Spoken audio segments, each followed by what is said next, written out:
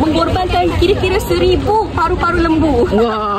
Hai Kak. Hai. Niaga apa ni Kak? Hari ni kita orang buat sambal garing campur-campur. Kau dengar tak? Tak dengar lagi. Tak dengar Okey Kak, saya nak cuba boleh? Nak cuba boleh? Kita ada 2 saiz. Ada saiz kecil macam ni. Okey. Kita ada juga saiz besar. Kalau saiz besar kat sini sebenarnya, berapa orang suka datang sebab dia boleh beli semua campur. Setengah kilo RM50 je. Boleh Kak saya nak cuba? Boleh? Kejap saya buat. Mula-mula ni dia punya sambal tau. Dalam sambal ni bukan sambal kosong. Okey. Dia ada bawang goreng ros India kecil, bawang putih, ikan bilis mata biru dek. Dengan sambal dia. So kita ambil dulu sambal dia. Lepas tu kita akan letak yang ini adalah pegaga. So mix semua kita letak lebih pada dalam 2. Lepas tu ni adalah pucuk pi. Cantik. Ini sedap tau. Ini rasa lemak-lemak. Inilah kegilaan ramai. Ini setiap hari kita telah mengorbankan kira-kira 1000 paru-paru lembu. Wah, banyak Banyak.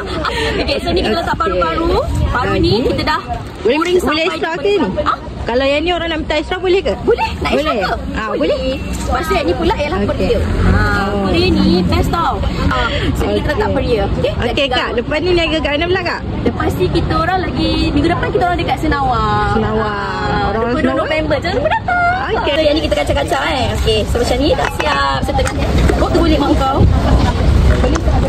Ni hari-hari buat Kak? Ini hari-hari kita orang buat. Setiap hari kita orang punya order dalam 3 ke 4,000 botol setiap hari dekat benda ni. So sangat-sangat sedap. Okey. Kalau macam ni berapa Kak? Yang ini setengah kilo RM50 je. Okey Kak, terima kasih. Alright, dah adik punya.